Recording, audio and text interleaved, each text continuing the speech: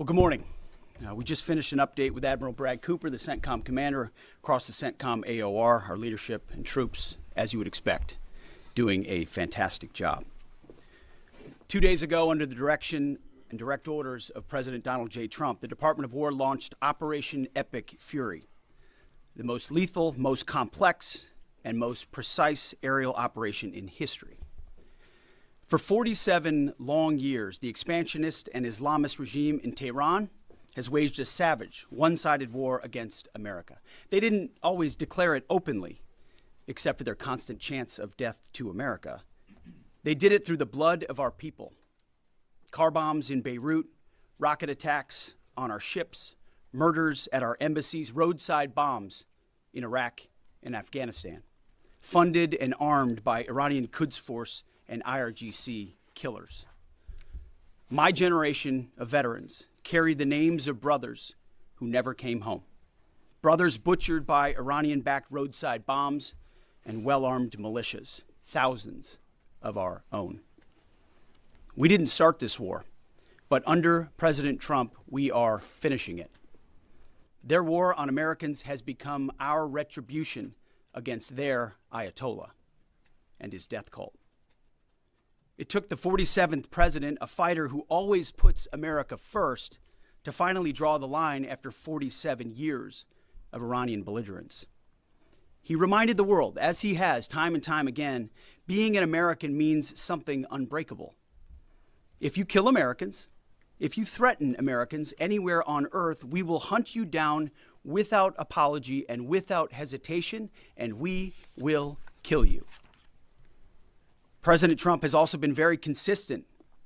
Crazy regimes like Iran, hell-bent on prophetic Islamist delusions, cannot have nuclear weapons. It's common sense. Many have said it, but it takes guts to actually enforce it, and our president has guts. Iran's stubborn and self-evident nuclear pursuits, their targeting of global shipping lanes, and their swelling arsenal of ballistic missiles and killer drones are no longer tolerable risks.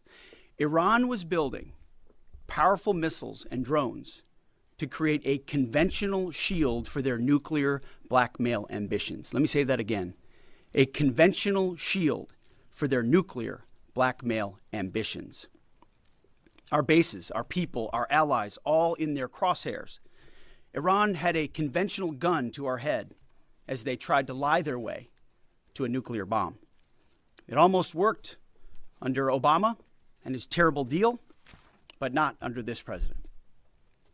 Turns out the regime who chanted death to America and death to Israel was gifted death from America and death from Israel. This is not a so-called regime change war, but the regime sure did change, and the world is better off for it. Today, in their desperation, the enemy is unmasked as Iranian missiles and drones rain down indiscriminately on the hotels, airports, apartments, and other civilian targets of their neighbors. Cowardly terrorist tactics from a regime that for decades has trafficked in cowardly terrorist tactics, lies, death, and destruction to this day. The Iranian leadership has built nothing except proxies and missiles and drones and deeply buried nuclear factories and facilities. Peaceful nuclear ambitions do not need to be buried underneath mountains. Last June, Operation Midnight Hammer obliterated their nuclear program to rubble. Afterward, we told them plainly, that's it, now make a deal. They arrogantly refused. We said, rebuild it, and we'll stop you again, this time far worse.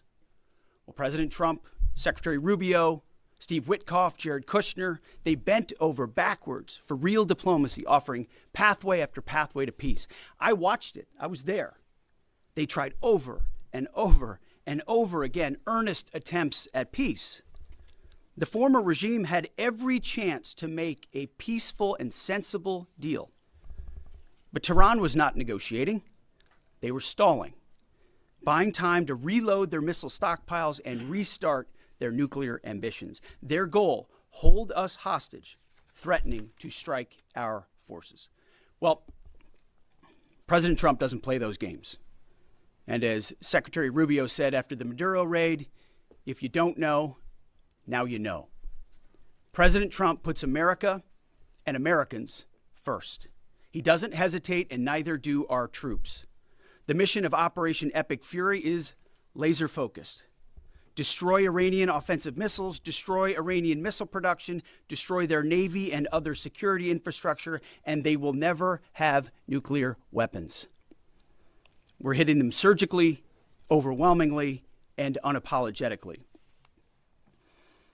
With every passing day, our capabilities get stronger and Iran's get weaker.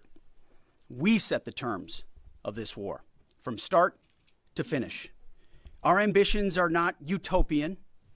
They are realistic, scoped to our interests and the defense of our people and our allies. Speaking of people, we hope the Iranian people take advantage of this incredible opportunity. President Trump has been clear, now is your time. To Iranian security forces, choose wisely. President Trump has also been clear about your fate in either direction. To the media outlets and political left screaming endless wars, stop. This is not Iraq. This is not endless. I was there for both. Our generation knows better, and so does this president. He called the last 20 years of nation-building wars dumb, and he's right. This is the opposite. This operation is a clear, devastating, decisive mission. Destroy the missile threat, destroy the Navy, no nukes. Israel has clear missions as well, for which we are grateful. Capable partners, as we've said since the beginning, capable partners are good partners. Unlike so many of our traditional allies who wring their hands and clutch their pearls, hemming and hawing about the use of force. America, regardless of what so-called international institutions say, is unleashing the most lethal and precise air power campaign in history. B-2s, fighters, drones, missiles, and of course, classified effects. All on our terms, with maximum authorities. No stupid rules of engagement, no nation-building quagmire, no democracy-building exercise, no politically correct wars. We fight to win, and we don't waste time or lives. As the president warned, an effort of this scope will include casualties. War is hell, and always will be. A grateful nation honors the 4 Americans we have lost thus far and those injured. The absolute best of America. May we prosecute the remainder of this operation in a manner that honors them. No apologies, no hesitation, epic fury for them and the thousands of Americans before them, taken too soon by Iranian radicals. Before I turn it over to General Caine for the operational update, let me speak straight to you, the Joint Force, our warriors on the front lines. This is your moment. This is the generational turning point America has waited for since 1979, and since the rudderless wars of hubris, my generation, our generation, endured. Don't listen to the noise. Just stay focused. Our commander-in-chief is steady at the wheel. We face a determined enemy, but you are better. But we must prove it every single day. History doesn't care if we're tired, if we're scared, or if the fight feels big. It demands warriors who rise anyway. Peace through strength, the warrior ethos, lethality, unity of purpose, those are not slogans.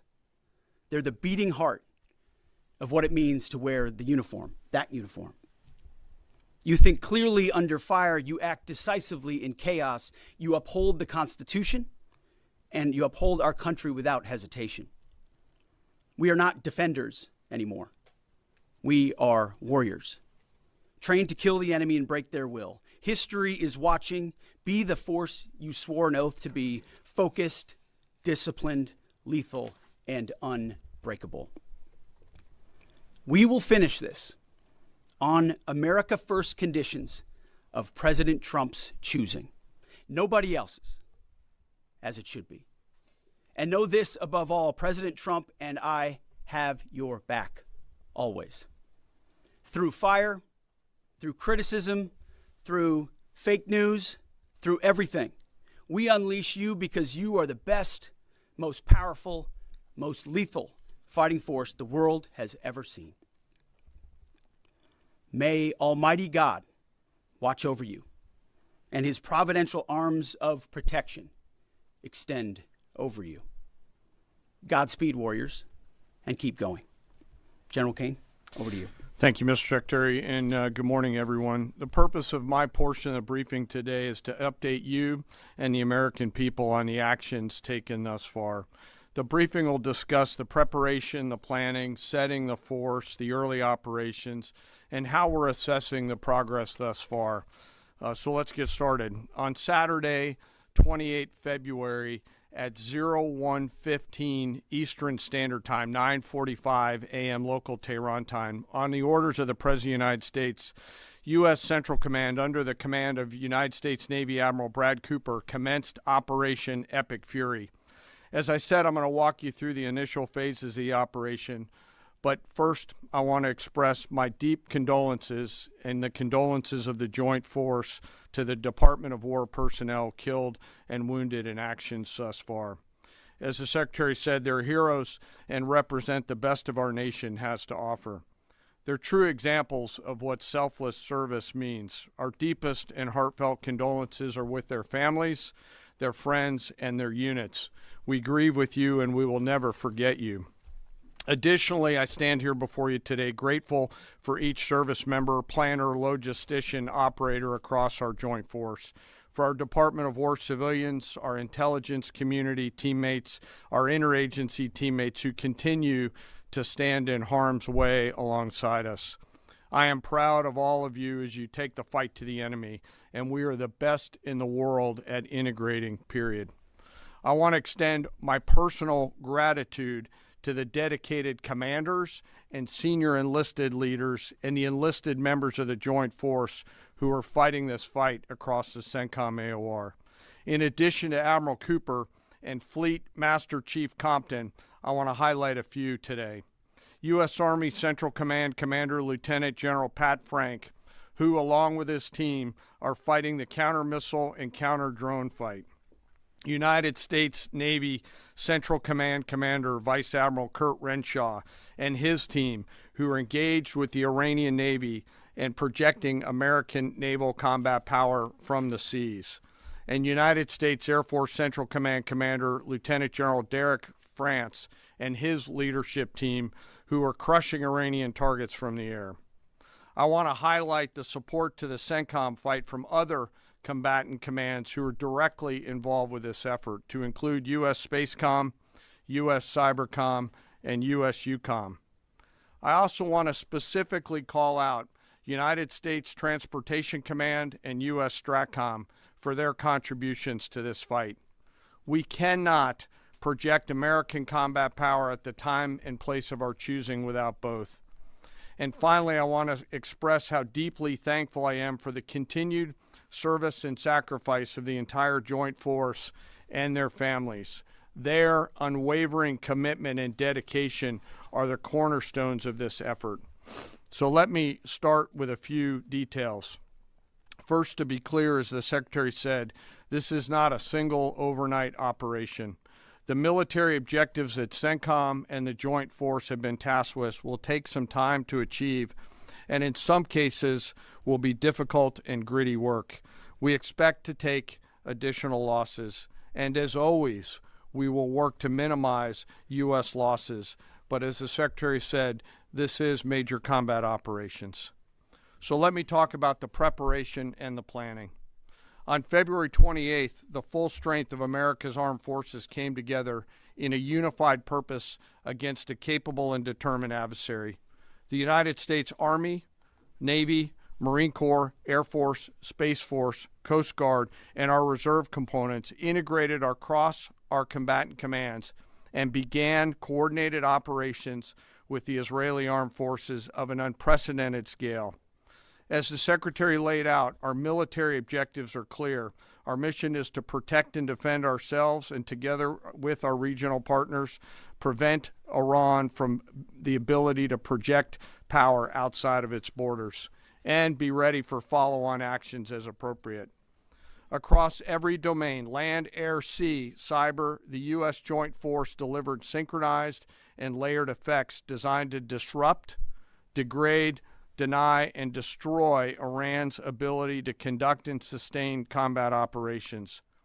On the U.S. side, this marked the culmination of months and in some cases years of deliberate planning and refinement against this particular target set. From precision strikes against key military infrastructure to persistent intelligence and targeting integration to the close coordination of the components across vast distances, this operation again demonstrated America's reach, readiness, and professionalism, and that of our joint united force. It was historic not only in the operational scope, but in the level of joint integration displayed across every element of the joint force. And as I said earlier, this work is just beginning and will continue. So now to talk a little bit about setting the force and setting the theater. On the order of the Secretary of War over the last 30 days to reinforce deterrence and provide the President with credible options should action be required, the Joint Force began to systematically reposition assets and personnel across the region. These movements ensured that U.S. forces remained postured, protected, and ready to respond decisively for any emerging threat. This deployment included thousands of service members from all branches, hundreds of advanced fourth and fifth generation fighters, dozens of refueling tankers, the Lincoln and Ford Carrier Strike Group and their embarked air wings, sustained flow of munitions, fuel, supplies, all supported with command and control, intelligence, surveillance, and reconnaissance network. And the flow of forces continues today. In fact, Admiral Cooper will receive additional forces even today. This rapid buildup of forces demonstrated the joint forces' ability to adapt and project power at the time and place of our nation's choosing. I want to highlight a couple specific cases for you. The Gerald R. Ford Carrier Strike Group, which many of you know was down in the Western Hemisphere, redeployed across the Atlantic to set the theater. The ship, her crew, their families, and the entire strike group took a deep breath and, as they always do, began planning to conduct combat operations. The integrated Reserve and National Guard forces have continued to demonstrate the value of America's reserve forces, including the Wisconsin Army National Guard operating in Kuwait and Iraq, and Air National Guard units from a variety of states to include Vermont and Virginia. In the case of the Vermont Air National Guard and the 158th Fighter Wing, they were mobilized for Operation Absolute Resolve and then were tasked to take their F-35As across the Atlantic instead of going home to be prepared to support this operation. The same is with our Air National Guard and Air Force Reserve Command tanker and mobility forces, who stepped right out of their civilian jobs to deploy and to protect the region. Lastly, I want to highlight the unsung heroes of warfare, our American logisticians and sustainment force, those who quietly work every day behind the scenes to project and sustain America's combat power. Our leaders from World War II were right when they said professionals do logistics.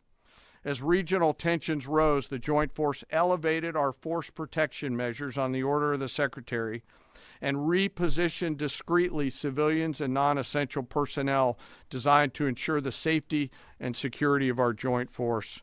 By the time operations began, only essential forces remained on our bases and in theater, all ready, capable to respond. So now let me move to H hour. At 3:38 p.m. on Friday, February 27th, the United States Central Command, through the Secretary of War, received the final go order from President Trump. The President directed, and I quote, "Operation Epic Fury is approved. No aborts. Good luck," close quote. In the region, every element of the joint force made their final preparations. Air defense batteries readied themselves, checking their systems to respond to Iranian attacks. Pilots and crews rehearsed their strike packages for the final time. Air crews began loading their final weapons, and 2 carrier strike groups began to move towards their launching points. Across the globe, our operations centers came alive in Tampa, Florida, here at the Pentagon, and of course forward in the Central Command AOR. As always, operational security was paramount as we sought to maintain and sustain the element of surprise. This operation was highly classified so that at H hour, the enemy would see one thing: speed, surprise, and violence of action.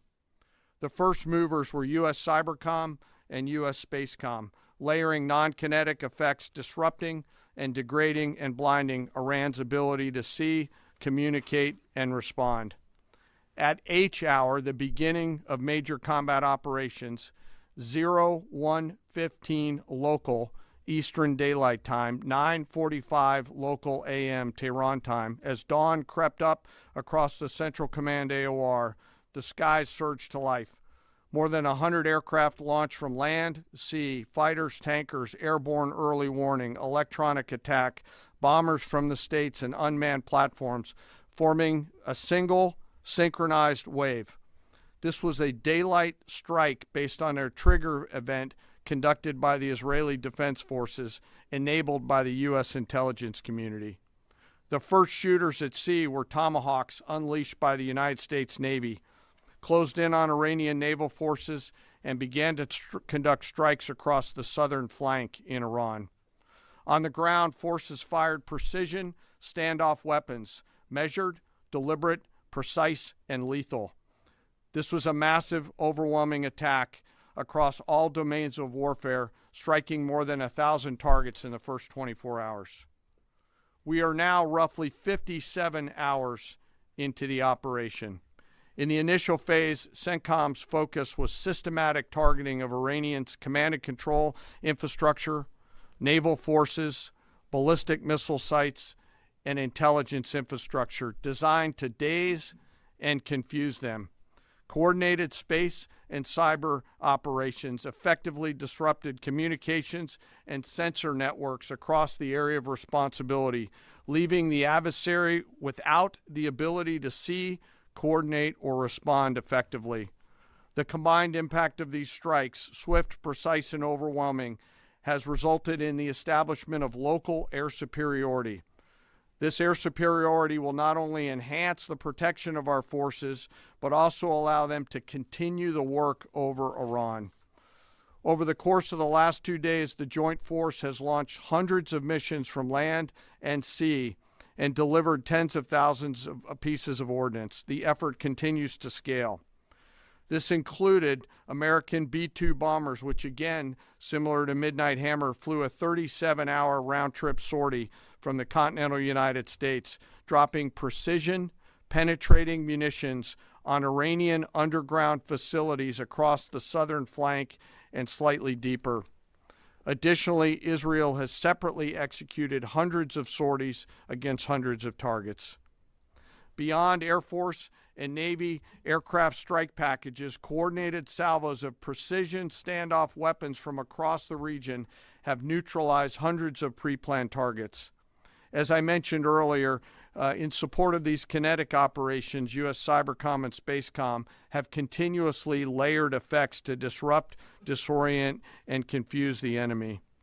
I will note that this operation had several combat firsts, which I'll allow at some point. While we've prosecuted a relentless offensive campaign, our defense has been equally important. Across the theater, operations have remained steady and disciplined. Once again, our integrated air and missile defense network is performing exactly as it's intended. U.S. Patriot and THAAD batteries, along with ballistic missile defense-capable Navy destroyers, continue to coordinate and execute intercepts with precision and consistency. I wish that every American could hear the voice communications like I have as these joint operations centers remain calm, focused, and cool while executing under fire over and over again. Collectively, these systems have intercepted hundreds of ballistic missiles targeting U.S. forces, our partners, and regional stability. The threat from one-way attack UAVs has remained persistent. Our systems have proven effective in countering these platforms, engaging targets rapidly. Each intercept represents hundreds of hours of training, readiness, and technology all coming together to work as designed. We will remain vigilant in the counter-UAV fight. And the defense of the region is not ours alone. As the threat grew, our partners surged in beside us. Air defense batteries in Qatar, the UAE, Kuwait, Jordan, and Saudi Arabia joined the fight, proof positive that years of training, trust, and hard-earned integration pay off. I am aware of the loss of 3 U.S. Air Force F-15Es overnight in the region. I am grateful for the safety of the crews, and we know that this was not from hostile enemy fire. As this matter's under investigation, I'll not comment further on this. Let me close. Operations will remain active across the theater and across the globe. The U.S. forces are postured not only to maintain pressure, but to respond and adapt as required. Operation Epic Fury stands as a reminder of what the United States military uniquely delivers: the ability to project power on a global scale with speed, surprise, precision, and overwhelming force when and where our nation requires it. What we've demonstrated over the past several days reflects years of investment in readiness, joint integration, and professionalism of the joint force. As major combat operations continue across CENTCOM, we remain engaged globally. America's joint force retains the credibility, capacity, and flexibility to respond to any contingency anywhere in the world at any time. To those who would test our resolve or threaten the United States, our allies, or our interests, understand clearly we can reach you, we can sustain the fight, and we can scale the fight, and we will prevail. To the American people, your joint force remains steady, frosty, calm, and focused. Your service members are trained, disciplined, and determined. We understand the risks of this mission and the weight of the responsibility that we carry. We also recognize that our families also shoulder the burden at home. You are a part of this too. I am proud today, as I am every day, to stand as a member of America's joint force. There is no mission too complex, no distance too great, and no adversary too determined for the men and women who wear our nation's uniform. We mourn our fallen, we honor their families, and we continue our mission with focus, unity, and strength. And now I'm happy to take any questions. Thank you, Mr. Chairman. Right here. Go ahead. Thank you for your time. What percentage of Iranian long-strike capabilities are still in the fight, and what is our exit strategy here, and when will it be deployed? Well, they have long-range strike capabilities, which we are hyper-focused on. The brief we got just this morning, Admiral Cooper knows exactly and precisely what kind of threat matrix he's looking at, the way they might change their techniques, and how we adapt to that. So we're making sure the theater commander has absolutely everything he needs. I mean, one of the things the chairman mentioned is for months and months, even before we built up, we ensured that we had maximum defensive capabilities in theater to allow the president the decision space in the future. So even before this build up in the last 30 days, we discreetly brought defensive assets in to make sure, understanding that there are Iranian capabilities. As far as time frame, I would never hang a time frame from our perspective. The commander-in-chief sets the op tempo and terms of this fight. As I said, it's on his terms. And we'll make sure that Admiral Cooper and his team have everything they need, not just to defend. I mean, the best defense is good offense. And so we're aggressively pushing into that airspace over that southern flank to ensure that we control it and we destroy anything that moves that would attempt to shoot us. Think of it as shooting the archer instead of the arrows. That's where we want to be. And we have the kind of exquisite intelligence to get over the top, find that and destroy it. It won't happen overnight. This is a big battle space with a lot of capabilities. That's part of the reason why it's such a threat to us. That's why I talk about conventional umbrella to blackmail nuclear ambitions. They were building up this conventional arsenal in order to ensure that no one would ever block them from their ability to get nuclear weapons. So we're very clear-eyed about the nature of this Iranian threat, and we're going to get after it. I don't know if you have anything to add to that, Mr. Chairman. Thank you for the question. The only thing I'll add is that unlike an operation, a single operation like Midnight Hammer or Absolute Resolve, it'll take some time for us to conduct battle damage assessment, and the targeting cycle that CENTCOM will run will take those things into effect. Admiral Cooper will adjust his plan and fires accordingly to ensure that we're attriting that. He's focused on long-range strike capability coming out of the enemy, and that's a key and essential part of it. Of the capabilities that still exist from the enemy front? Yeah, that's what I mean when I say we're still doing BDA. Normally we'd be able to see a singular thing and we'd assess pretty quickly. He's doing offense and assessment simultaneously, so it'll take longer for us to assess than it would in a single operation. Secretary Hegseth, thank you. Reagan Reese with the Daily Caller. 2 questions for you. The president said yesterday in his video message that we will leave Iran when we complete all of our objectives. What are our objectives, and can you share more information on how the soldiers who were killed were killed? Well, I laid out the objectives, as did the chairman. They're completely nested. I mean, Iran has an ability to project power against us and our allies in ways that we can't tolerate. So whether that's ballistic missiles and drones, so offensive capabilities, effectively their navy, which would attempt to set other terms and impose different costs, drone capabilities, which we laid out there, and ultimately, though, this tying it back to Midnight Hammer, the president has been willing to make a deal. You can't have a nuclear bomb. Radical Islamists can't have a nuclear bomb that they wield against the world. He gave them every single opportunity. Then we precisely took it away. And even then, after that, they didn't have that. They didn't come to the table with a willingness to give it away. So ultimately, those nuclear ambitions, which never ceased, are something that had to be addressed as well. So that's a discrete sense of what's being addressed here to ensure that they can't use that conventional umbrella to continue a pursuit of nuclear ambitions. And then as it pertains to the U.S. casualties, that particular incident was, you have air defenses and the lot's coming in and you hit most of it, and we absolutely do. We have incredible air defenders.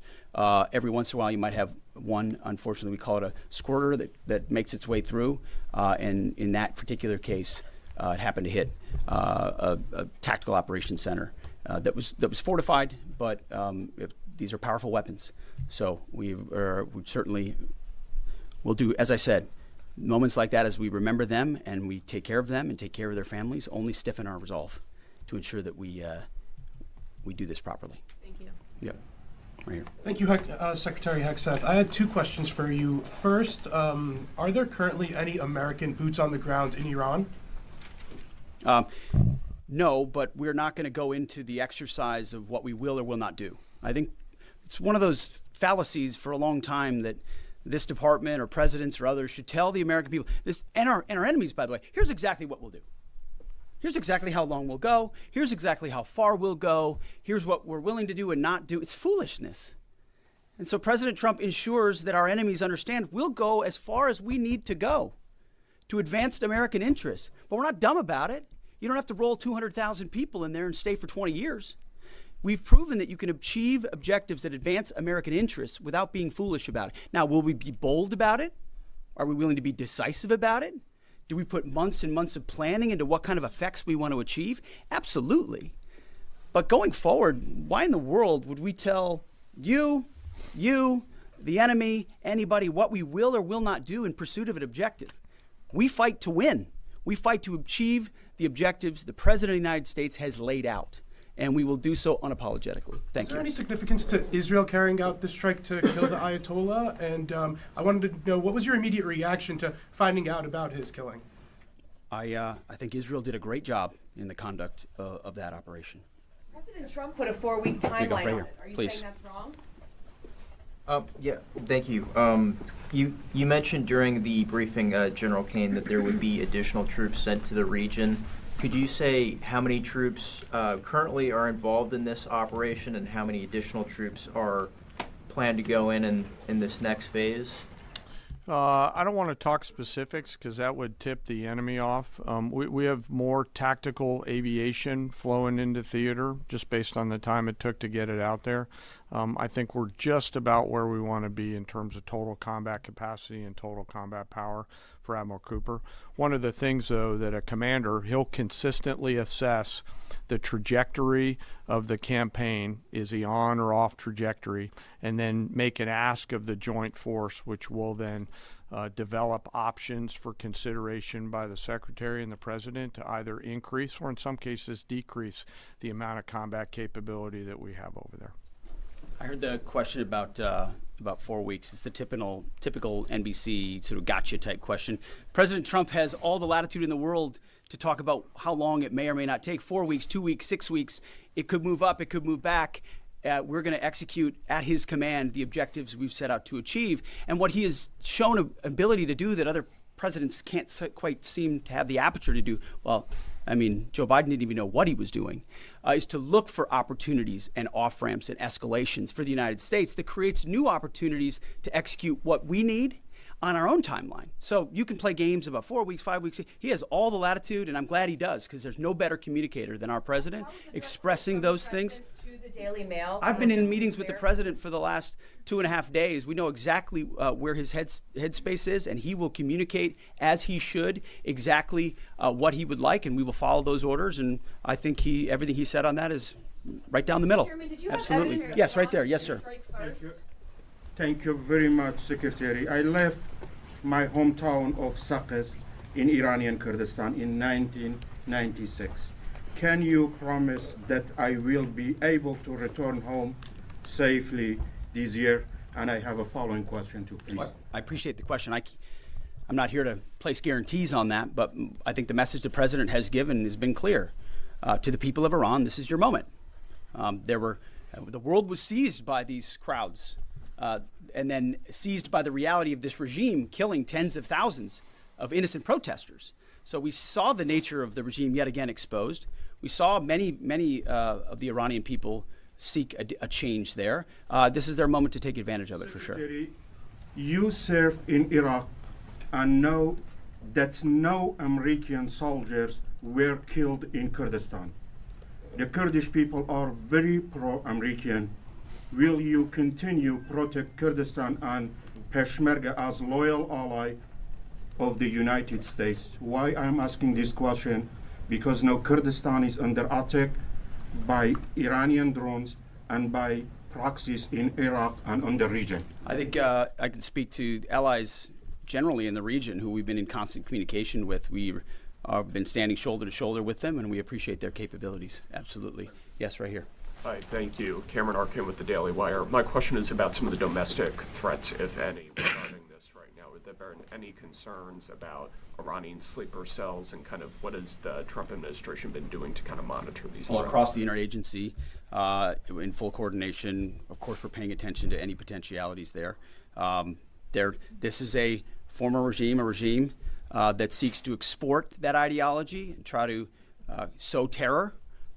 We're ready for that. We've seen these types of folks before, and the American people can rest assured that we're vigilant on that. Right here. Secretary, thank you. Kind of a follow up on that last question. There was just this what appears to be a terrorist attack in Austin yesterday. How does that change the operation at all? What effect does that have? And it doesn't change the operation at all, and I know the authorities are executing exactly the way they should. Secretary Hegseth, and one for Chairman Caine as well. I understand, to your point here, that you don't want to broadcast everything for our adversaries to hear, but the American people also want to know what they're sending their men and women to war for. Is there a concern of this spiraling into a longer war? And then one for the chairman when you're done. Did you not hear my remarks? I mean, we're ensuring the mission gets accomplished, but we are very clear-eyed, as the president has been, unlike other presidents, about the foolish policies of the past that recklessly pulled us in to things that were not tethered to actual clear objectives. So we know. We have plans, we have generals, we have chairmen, we have commanders, CENTCOM commanders, Admiral Cooper, who's executing very deliberately to ensure outcomes that I laid out are accomplished. But we would never, in front of a press pool, lay out how long that may take. The mission for our warfighters, which is what matters to us, is very, very clear. And they're executing it right now violently. And just for the chairman quickly, I have one just for the chairman. You said this is not a one-night operation. It will take time to achieve the goals. What would be the goal line here for you? I think the Secretary laid out the military objectives, and that's what we execute against is the military objectives. Last one right here. Thank you, sir. As you've said, there are a large amount of U.S. service members that are in harm's way right now. What is your prayer for them? First of all, my prayer for them is that I do pray for them. My wife prays for them. Our family prays for them. Our cabinet prays for them. None of this is done on a whim. Having been in their boots, having been in their shoes, having been in their flight suits, I know we think about them with every decision that we make and every recommendation that we make to the President of the United States. Those recommendations are made prayerfully. And when I pray every day for them and for this mission, I pray simply for the biblical wisdom to see what is right and the courage to do it. It's going to take courage to follow through on this. There's going to be a lot of noise, and we pray for that, and we hope all of you do as well. Thank you very much. Appreciate it. Thank you.